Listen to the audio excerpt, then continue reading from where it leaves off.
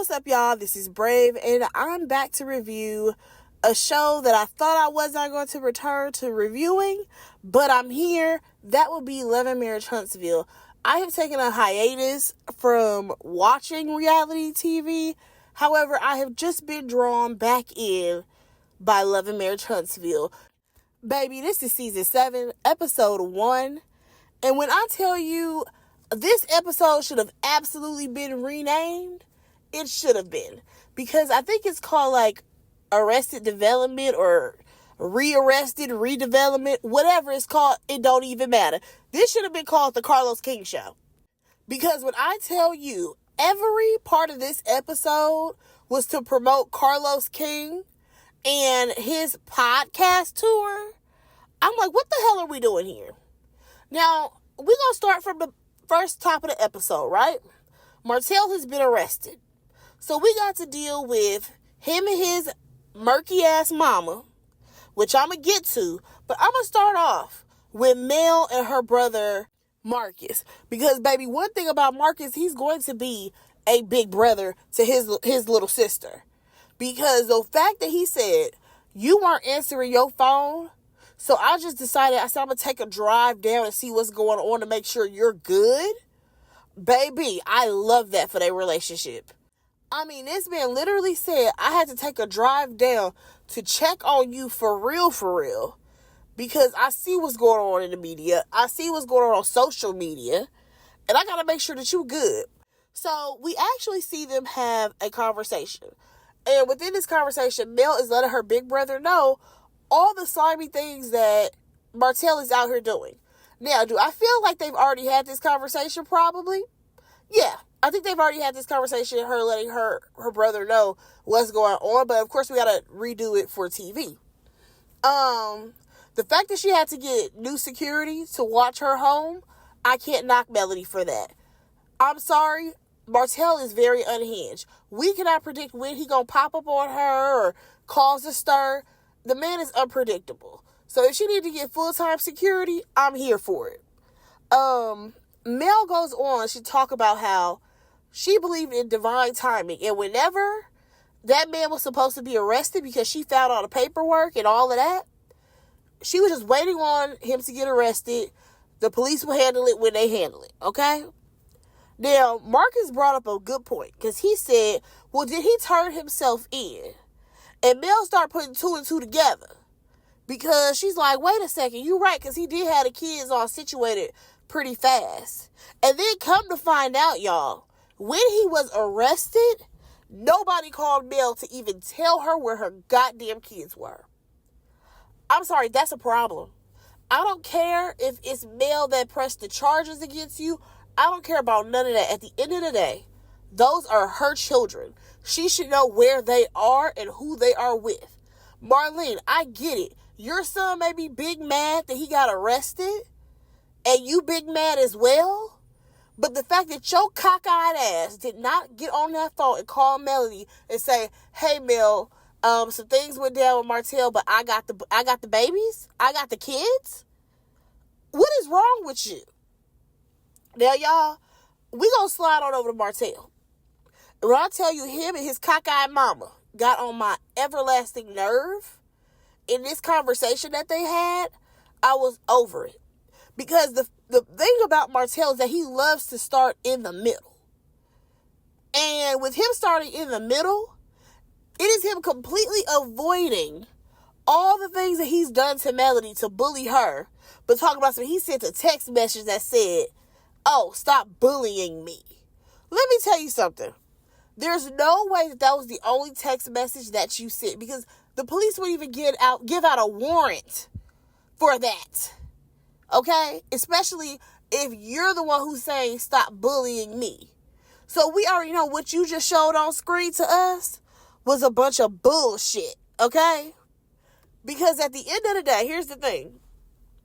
If Mel went down to the courts or whatever, to the police station, wherever she had to go to get this done, and said, hey, this is what my ex is doing. He's threatening me by saying that I can't bully him anymore. That makes absolutely no sense. So no, Martell, what are the actual text messages that you sent? Because that can't possibly be it. And then the fact that you actually tried to do some revenge pee on that lady, the mother of your children, the woman who you swept up at the age of 22 years old because you knew that she was a good woman, you was going to lock her down so that she didn't reach her full potential. Yeah, we see your game, Martell. But the fact that you have no respect for her is mind-blowing to me. It's mind-blowing. But it's crazy because you don't do that to your other baby mama. You're not all up in her ear. You're not chasing her down. You know what I'm saying? Not in the way that you do Melody. But back to his cockeyed mama real quick. That woman talking about she needs to handle it. Talking about Mel. Mel needs to handle it. She did handle it. Technically, she handled it the proper way by going to the proper channels, which would be the police force, about your child's actions. Because your son, Marlene, your son is the one who's actually threatening her. Your son who is the one who came up with a whole plot and a scheme to try to set up and release revenge pee on this lady. Are you dumb? And then another thing about Marlene is that she sits up there and be like, because you was a good husband. When? When was he a good husband? And then I hate the fact that her and Martell, they love to sit up there and say, he made a mistake. No, bitch, he made multiple mistakes. Multiple. And kept continuously making them. Okay? Stop acting like Martell cheated one time and then Mel is holding this against him. No. This man, he cheated. Then she let him go. She took him back. He cheated yet again and kept continuing to cheat. He had a whole relationship with this woman. Okay? These people got a whole damn divorce. A whole divorce. There is no way that you can tell me that Martell only made a mistake and that Melody basically needs to let it go when he continues to harass her. We have video footage proof. We've seen it on the show. Like, are you blind? Like, I understand that, people are going to ride for their kids. I get that. But, baby, wrong is wrong. And your child is loud and wrong. And Martell is no longer a child. Now, y'all, and I'm going to give Marlene just a little bit of grace. Just a little bit. Because I'm not going to say that it's because of the way she raised him. That's why Martell is the way he is. Because let me tell you something. A lot of these people, they pick up some shit along the way. Okay? They picked up some conniving, messed up ways along the way as they continue to get older. Okay? However, the fact that you don't hold that man accountable and tell him when he's wrong, that is wild to me. Now, we're about to circle back, y'all, just a little bit. Because Martell, he mentioned that he went down to the courthouse to get a document, right? But not the courthouse, I keep saying that. He went down to the police station to get some type of records, okay? Then he said that when he went to go pick the paperwork up, they told him, oh, hey, there's a warrant out for your arrest. And then I guess at some point, they trusted him enough for him to go back out to the car because keep in mind, he left the kids in the car, unattended. Who does that? He left the kids in the car, had time to make a phone call to his mama and say, Mama, come get the kids because I got to go, take a mugshot picture. I don't believe that. I'm with Marcus. I absolutely believe that whenever Martell asks whoever it was that he knows at the police station to get him these records that he went to go pick up or whatever, I think that person probably told him, like, hey, I know you had me look up these records, but just a heads up, you got a warrant out for your arrest, right? I feel like that is what happened. And Martell said, oh, it'll be so convenient if I have the kids with me today that I come pick all this little paperwork up. Already got my mom on speed dial. I'm going to go ahead and let her come meet me down here to come get these kids, and then I'm going to go in. I feel like that's what happened. You can't tell me no different. I really feel like Martell got a heads up that there's a warrant out for him. When he went in there to pick up his little paperwork or whatever, he already knew he was going to get arrested. Marlene was probably already there. I would not be surprised if Marlene was already there to pick them kids up, get them out of there. He went to go take his mug shot. I don't know how many hours he was there, but he dipped right on out. Like, be so for real. Like, if we're going to tell the story, then tell the story good, okay? I just cannot believe that you mean to tell me that you went down to the police station and they let you make a phone call to your mama while you let them kids be outside? I don't believe it. Because my question is, so did you actually send the police officers outside to go get your kids? Because to me, that sounds like child endangerment. So where are we going with this story? Because it's not making no type of sense to me. And we see right through you, Martell. I hope you know that. Also, Marlene, what I'm going to need for you to do is stop mumbling, crumbling, and stumbling over your words, okay? Get your thought out. Think it through. And then start saying something. Because you so busy trying to spew some hate towards Mel that you can't even get your words out correctly, girl. But we're going to go ahead and move on because we have talked about them for a while. We have Nell and Stormy meeting up. This right here was just called the Mess Fest. And also the promotion of Carlos King podcast tour. Because these two are a random pairing, I feel like. But at the end of the day, we got to integrate Nell into the fold. Because everybody else is kind of already, in the mix. But Nell has mostly been Melody's friend. So now she got to, try to be friends with the other ladies. Now, when it comes to Stormy and Nell, they kind of just went all the way around talking about what the hot gossip is around the castmates. Because first they started talking about Kiki. I guess Kiki was telling a blogger some tea about the show. Baby, I'm not really sure. But it sounded like Kiki ain't coming back. I can't confirm if she's not, but am I the only one who think that maybe Kiki ain't coming back on the show? Like, I was a little confused there. But it is what it is. Kiki, played yourself. Now, they then talk about Martell. Nell, she basically says that she doesn't agree with Martell going to jail because, these people have kids. And what the else is going on? You mean to tell me that you wouldn't send somebody who's an abuser away because you got kids with him? Do you hear how crazy you sound? Like, what is wrong with you? You know what Mel has been through. Why does it matter? Because he's a black man. Okay, and if a black man commit a crime, he can do the time. Like, why are we trying to spare Martell of anything? That made absolutely no sense to me. I'm like, Nell, you are going to end up eating those words. For real. Because they got kids together. And so what? That doesn't stop the abuse. Hell, don't he have a case about abusing the damn kids? Or something like that, allegedly? Like, be so for real. Now, again, these are just two messy hens chirping away. Okay? Because they, again, went around the block to talk about what everybody got going on. They talk about the podcast. I'm trying to figure out how Carlos King did not make sure that cast members had tickets. Why are you charging your cast members, sir? They're the reason why you're even able to go on a tour like this. If Nell wanted to go, she should be able to hit you up and be like, hey, I need tickets, Carlos. I'm bringing me and Chris. What are we talking about? Stormy, why you didn't offer Nell a ticket? Because according to you, you bought a bunch of them. Make this scene make sense. But again, we were just trying to promote what Carlos got going on. Then they talk about Destiny. And baby, that is some drama.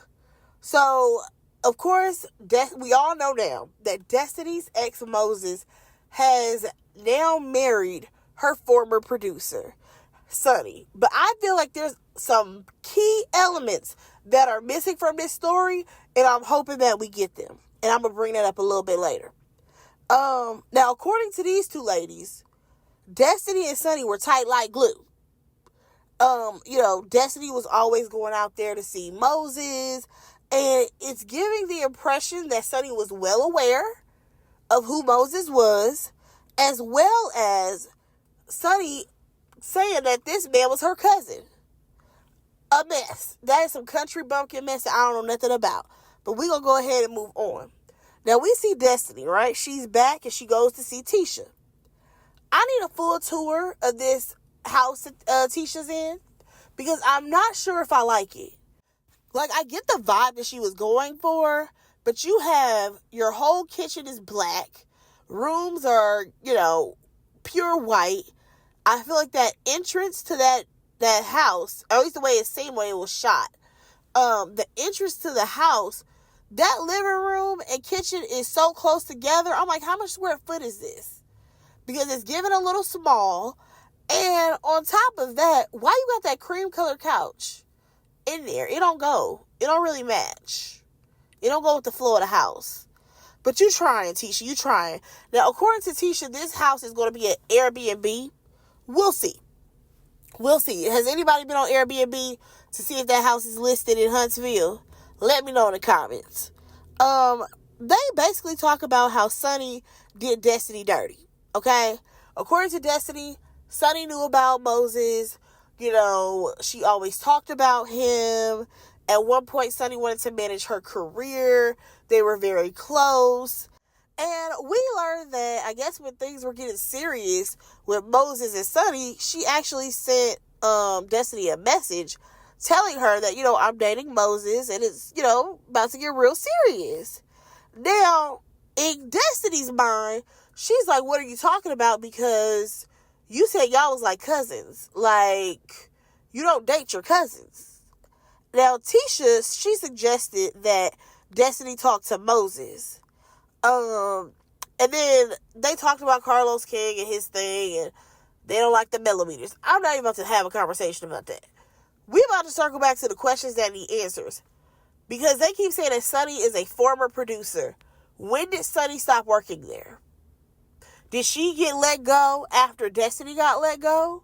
How long have Moses and Destiny been, apart? When did they separate? How soon did Sonny start dating this man?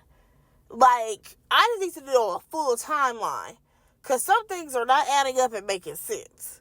Like, does Sonny actually, did she actually know Moses prior to Destiny, introducing him? Did Destiny introduce them? Was Moses around when Sonny and Destiny were together, being tight like glue? I just need to know what's happening here. Because I'm just not trying to play devil's advocate. I'm not even trying to be on Sonny's side. But according to Destiny, she told Sonny about Moses. However, I gotta replay how Destiny moves. Y'all, Destiny played in our faces where she went through a whole divorce and didn't say nothing. She didn't even say nothing to Melody, who was her homegirl at the time, going through her own divorce. Y'all went through a divorce at the same time. Mel went through hers, but you stayed silent the whole time. Ain't peeped. Ain't said a word. To your homegirl, to Melody. I'm not even saying to the audience.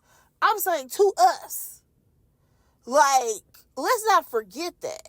Like, Destiny, I don't know if she kept Moses a secret or not.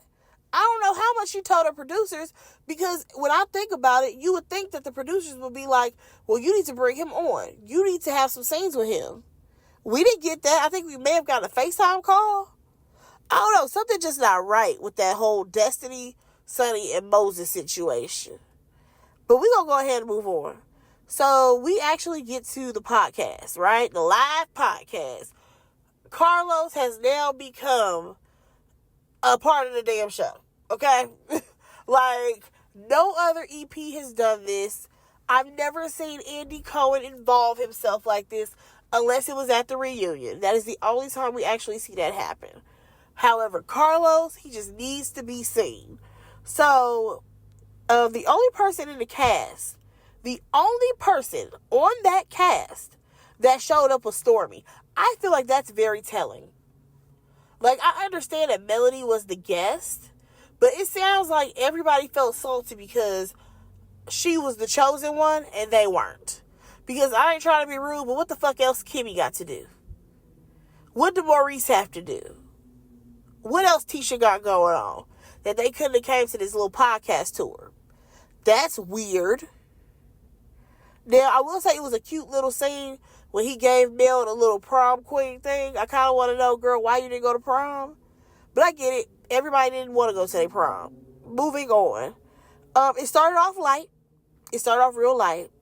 But then they talked about her lacking satisfaction from Martell in the bedroom. And she was pretty spot on with her response. Because she said she got married when she was 22 years old.